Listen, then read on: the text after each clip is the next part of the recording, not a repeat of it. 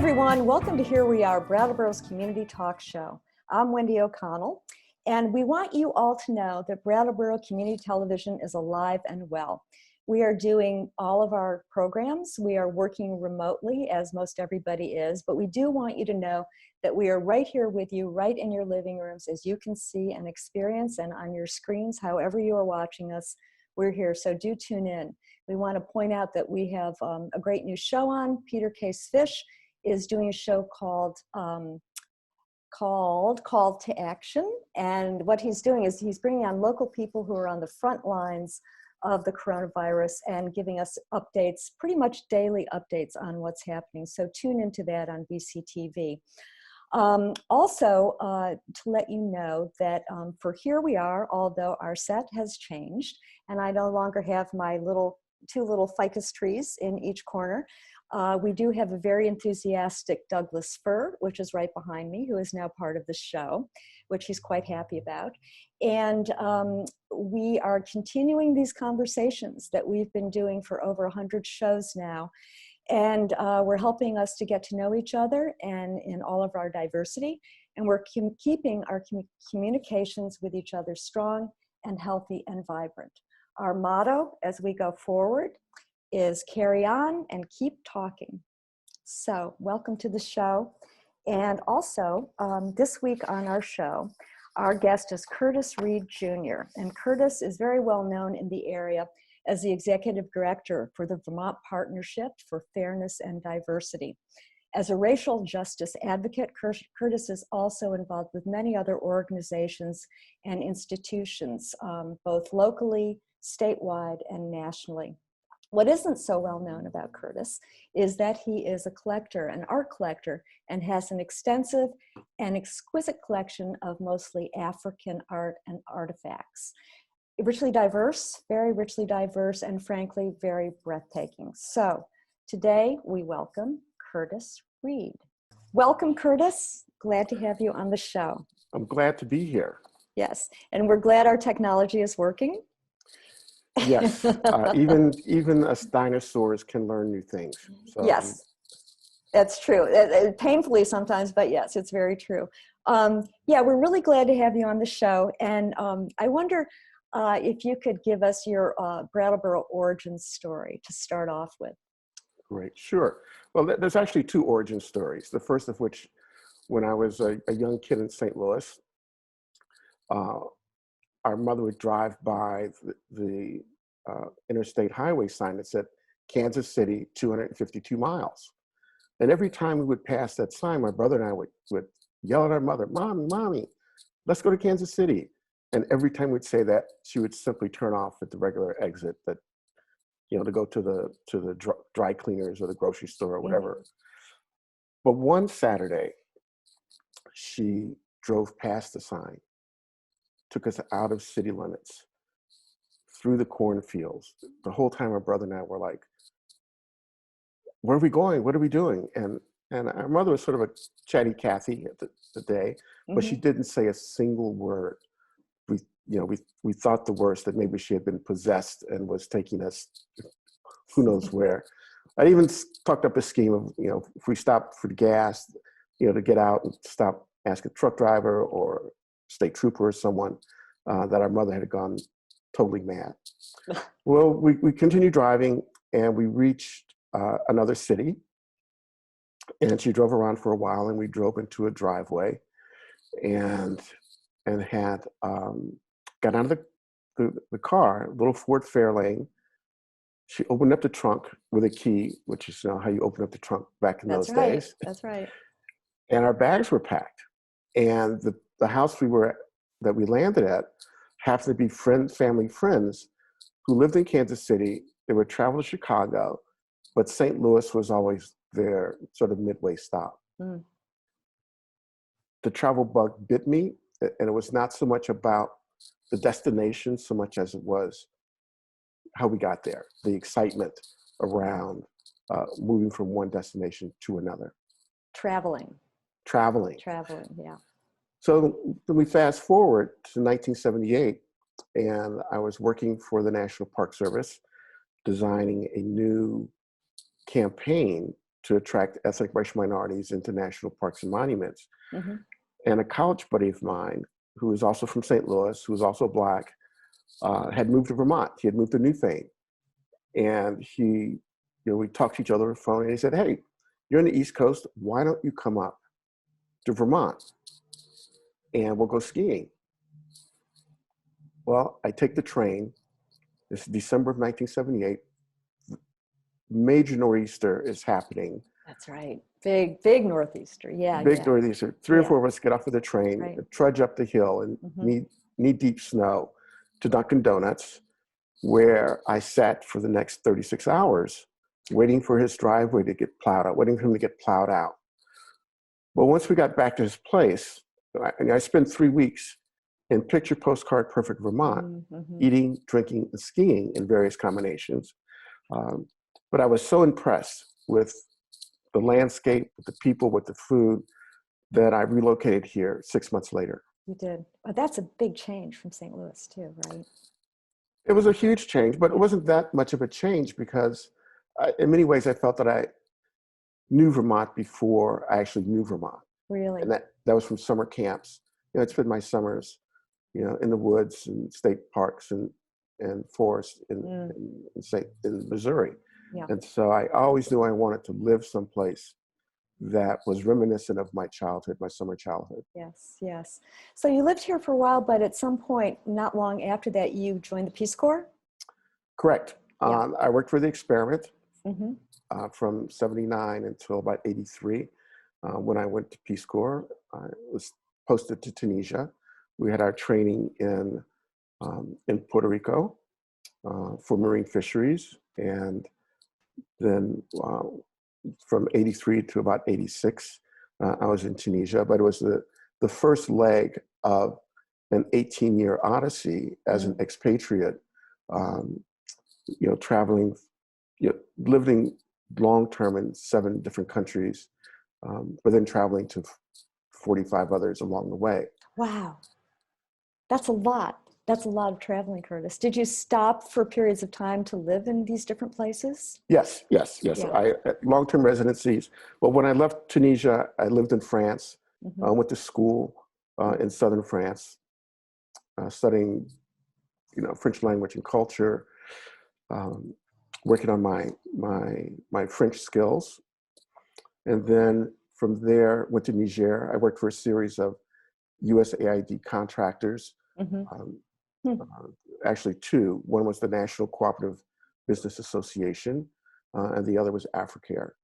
So I worked for those 2 organizations for a total of 15 years. Oh, wow. Wow. Most of which was with NCBA. Which is NCBA is? The National Cooperative Business Association. And so then you came back here? I came back to Vermont. I paid taxes. I received the reformer 3 weeks late. Voted absentee ballot, the whole time that I was overseas. And so I came back in 2001. And when you came back in 2001, had you decided at that point to settle back in? Was there something that attracted you to come back here? Well, at that point, Vermont was home. It was, yeah. From the ski trip during the nor'easter of 1978, at that point, Vermont was home. Yeah, even though it was 20 years later, right? Even though 18 years, yeah. Yeah, even though it was 18 years later, it was still, like I said, I voted absentee ballot, had my P.O. box here, received the reformer, I love that. sort of kept up with a small group of friends that were here. So yes, it was, this is home. It's always been home. And when you came back, you actually sort of dug in and sort of recreated what is now the Vermont Partnership for Fairness and Diversity. Correct. When I came back, the board of directors of the then Alana Community Organization asked me to do a strategic plan for them, and which was what I was doing overseas, but for cooperatives. And they liked the plan so much as that they asked me if I would implement it. And that took us from being a sort of a hyper-local civil rights organization tending to the needs of families of color in Brattleboro Mm-hmm. to a statewide and then regional organization focusing on social justice issues writ large, Yeah. and the work that we do with law enforcement, education, work around Mm-hmm. economic development with municipalities. So it's a wide-ranging, our portfolio is fairly large. Very wide ranging. And also you did a lot of workshops and trainings and all of that with all kinds of different organizations. And I know that there were a few there. I think that there are kind of four major things that you really played a part in. And one of them was the Vermont African American Heritage Trail. Mm-hmm. And was that part of the Yes. project? Yeah. Mm-hmm. Yeah. Could you talk a little bit about that one? Sure. There are about 27 sites right now on the trail, Mm-hmm. and we created the trail in collaboration with the Vermont Department of Tourism Mm-hmm. as a vehicle to attract tourists of color into the state and those that were interested in cultural tourism to visit the state. Yes. That we need to give people in a new market a reason to come here. And the fastest growing consumer markets are with Hispanics and African Americans and Asians. But we had no way to let them know that there was a reason to come. Mm-hmm. So we created the trail as one way of saying, there's a lot of history here.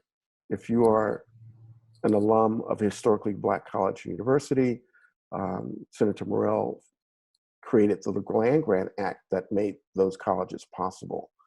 Yeah. There's a whole Daisy Turner story. Yes, right. Early settlers of the 1600s. Mm-hmm. They're up in Heinsberg. Mm-hmm. There's Alexander Twilight up in Brownington. So there's a lot of history here. So why not bring your family, learn a little bit about Vermont history and the role that Vermonters of color played in not only the formation of the state, because the Ethan Allen boys were multiracial. Yes, of course, things like that we didn't really know. Yeah. Right. Mm-hmm. But, Mm-hmm. So the idea was for the trail was, this is it was sort of a beacon Mm-hmm. that says to the marketplace, come here, and not only will you enjoy learn some great history, but you'll enjoy our beautiful landscape, our great food, craft beer, if you're into craft beer, our distilleries. It's very cool. It's very cool, Curtis, because you're touching on so many different things with that trail. As you say, it's history, but it's also culture and food and tourism and recreation and all of that. It's really wonderful. And I'm sure that you've gotten a lot of great accolades and response on that. Yes, we are quite grateful for the response to the trail. Mm-hmm. And to all the trail operators, because these are half of these are state historic markers, but the other half are brick and mortars and historical societies, like the Grafton Historical Society. That is the name place for the Daisy Turner story and family. That's right. Yes, right. And any of the other great things that you've done that you'd like to mention? The Vermont Vision for a Multicultural Future initiative that you did, which I think that you're talking about, but that's a wide-ranging plan. It is, and we're looking at Vermont in 2042, 2043. Wow. We'd like for Vermont to be recognized as the epicenter of inclusive thought and practice in the United States, so that we are badly in need of a model in terms of how do we build inclusive and equitable communities, and we believe that Vermont has a comparative advantage at doing that, given that we live on a human scale. Yes, I think that's a great aspiration. I mean, that is so wonderful, and we so need it now. And it reminds me, in doing a little research before the show, you were quoted as saying that you were an eternal optimist. Yes. Yes. Could you talk about that a little? Well, what fun is there in being a pessimist? Good point. Good point.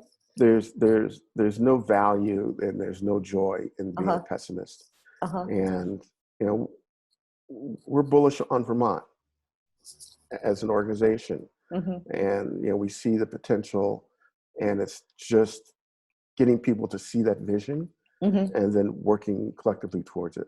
Yeah, it's so needed at this point. You know, it's so needed. You know, the other thing that's funny, and I just ran across this today. I was listening to a podcast this morning, and this gentleman was talking about, his quote was, "Justice is love made public," which I thought was kind of optimistic.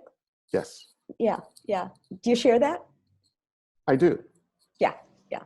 Well, I think that's a huge part of what you're doing, and certainly part of your eternal optimism. So let's talk about your art.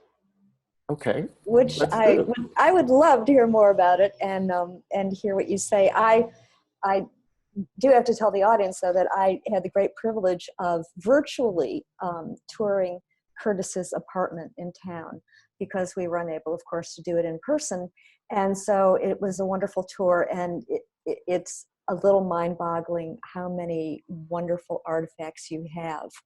And I wonder if you could, I was curious, actually, and I've been curious about collectors in general, you know, what it is that draws you to collecting. I think there are a lot of different reasons, and I could tell from your collection that these are things that you love and things that you feel a real connection to.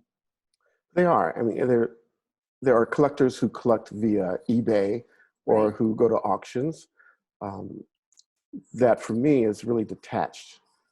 But my collection, or you know, each item in the collection has a story. Whether it's, you know, musical instruments that were played during ceremonies and in villages, or whether it was you know, finding masks um, in the corner of huts, or in, you know, in Bobo Dioulasso in Burkina Faso, or whether it was, you know, the gift of a Maasai warrior to give me his walking stick. You know, so there, each thing has a particular story behind it. For example, the the rug that's behind me that's hanging is from the Sahel in North Africa, from a Berber tribe that I ran across in around Arlit, which is in northeastern Niger. So, but it's a fairly old piece, but it is I think beautiful. You know, I collect textiles. Yes. You know, mask. I have a particular affinity to forged materials, particularly bells. I have a whole collection of bells.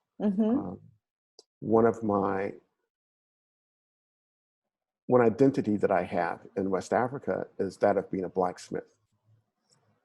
And so my West African name, my Bambara name is Chakura Kante. Chakura means the last arrival to a village, and Kante is the family name of blacksmiths. And so I would make it a habit of mine, the villages that I would travel to, I would always go to the forge and, you know, and purchase a bell, you know, just a little bell that you'd put on a goat, or, you know, on a sheep, or on a cow. And so this collection of bells to honor the blacksmith that's in me. I love that. I love that. That's a great story. And the blacksmith, could you elaborate a little bit on that? The naming of being a blacksmith?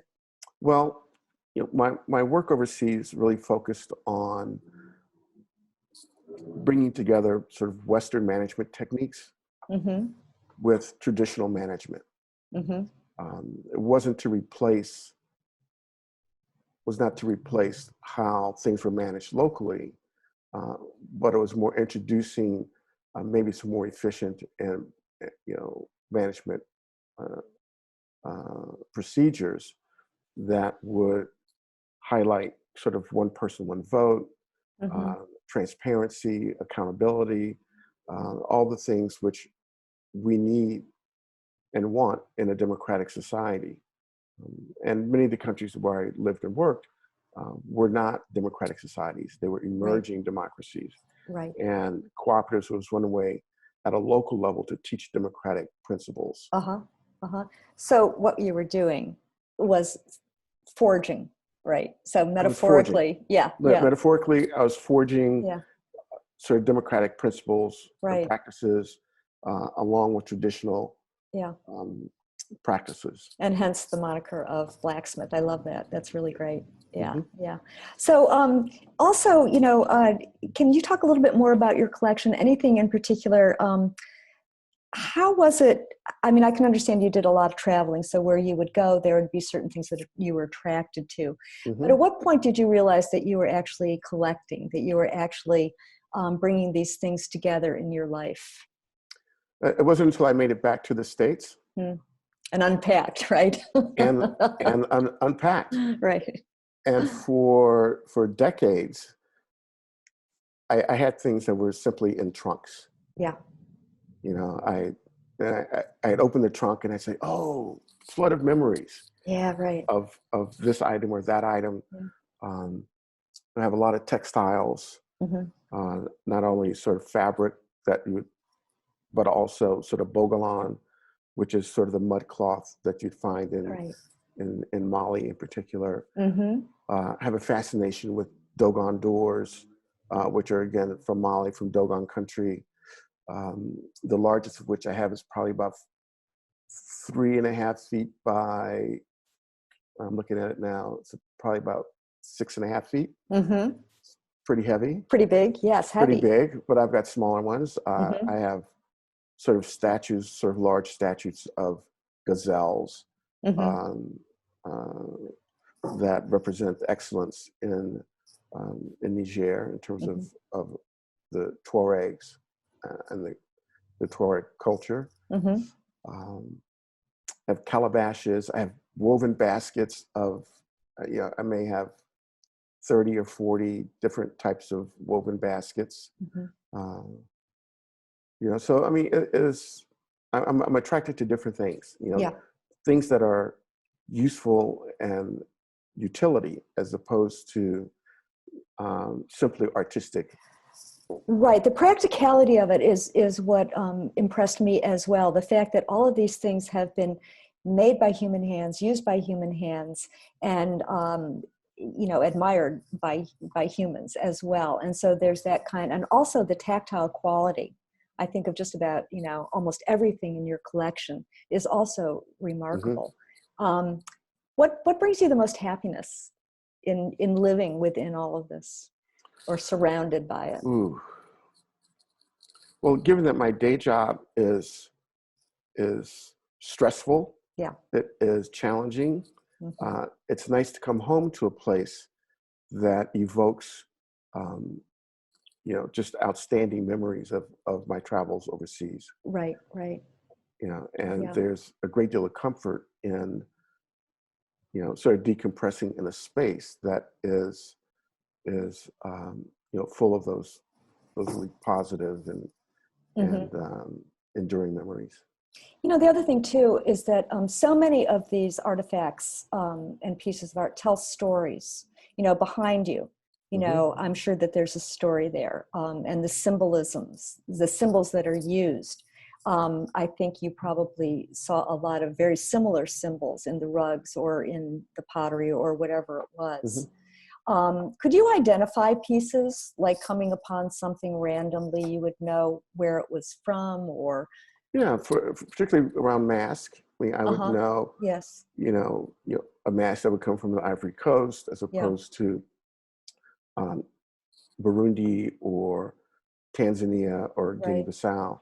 Yes. Um, so there are qualities that will lead me to believe that this is from this particular area, Mm-hmm. based on my sort of extensive travels, but also in terms of sort of what I already have in the collection. Mm-hmm.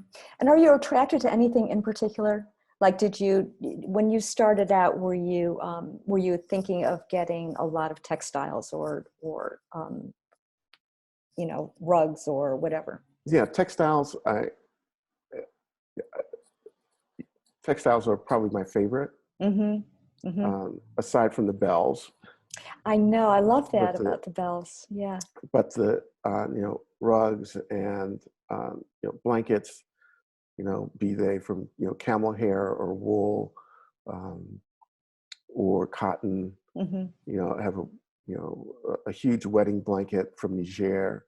Um, the tapestry that's behind me is from the Berbers in the Sahel. So the Sahel, the Berbers were a nomadic people that traveled from Morocco all the way to Libya and Egypt, and so having spent a lot of time in the desert is also, I'm fascinated with the desert. Are you?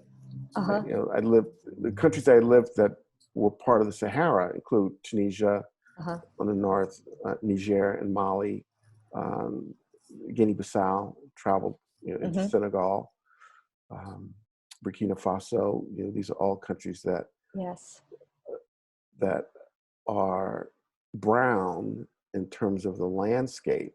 Yeah. However, in terms of the artwork, are quite colorful. That's right. You think there's a connection there? There might be. That's a good answer. I think there might be. Yeah. Certainly in terms of in terms of dress, boo-boos, grand boo-boos, the wraparound skirts of women, all really quite colorful. The hats that Muslim men wear that are also quite colorful. Fezzes. So I mean, I think color has a lot to do with the fact when you look out on the landscape and it's brown. Right. Brown and maybe blue, right? Blue with the sky, yeah. With the sky, yeah.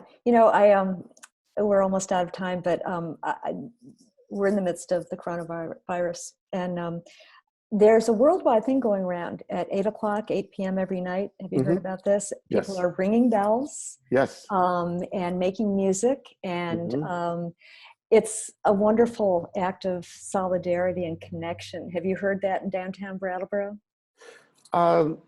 No, I haven't heard in downtown Brattleboro, but I've heard in other neighborhoods that people have said that they've been out. Yes. And also, my bell collection is at my office. It's not here at the house. And so I dare not leave. I'm sheltering in place. I'm trying to be a good kid. Oh, good for you, yeah. And stay in place. So my cowbells and my huge bells from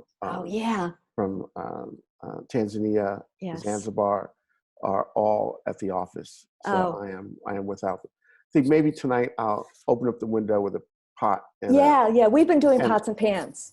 Pots and pans. Yeah. And I have heard the church. One of the churches is Center Congregational. The church bell. It's lovely. It's a wonderful thing for us to be doing.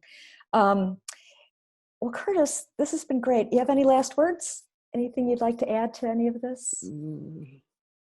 No, I think it's. I certainly appreciate your program because there's, this might give people another opportunity to look at me in a different way. Yes. That's And notice I'm without bow tie and suit. It's been 6 weeks that I've had a suit and bow tie on with my red scarf. So this is, I think, an appropriate introduction to the other side of Curtis. I am so glad, and I'm so glad that you have this opportunity, and that's pretty much what the show is all about. For us to get to know each other in many different ways, and this is a good one, full of color. Yes. Curtis, thank you so much. We really appreciate you being on. Well, I appreciate the opportunity to speak to your viewers. Yes, and our technology may still be a little bit sketchy, and we're doing the best that we can, and we're doing it together, and that's what counts. Great. Okay, Thank you so much. You're quite welcome. Okay, right. bye. Bye-bye. And thanks to all of you for tuning in today. It was really wonderful having Curtis with us and hearing his stories. And I'm sorry, we have a little technical thing here, but we're still good. So anyway, I do want to just remind all of you folks to keep tuning in to BCTV. We are here, we are with you, we are part of the town, as are you. So just remember to tune into your neighbors, be kind, be safe, be happy. Thanks so much.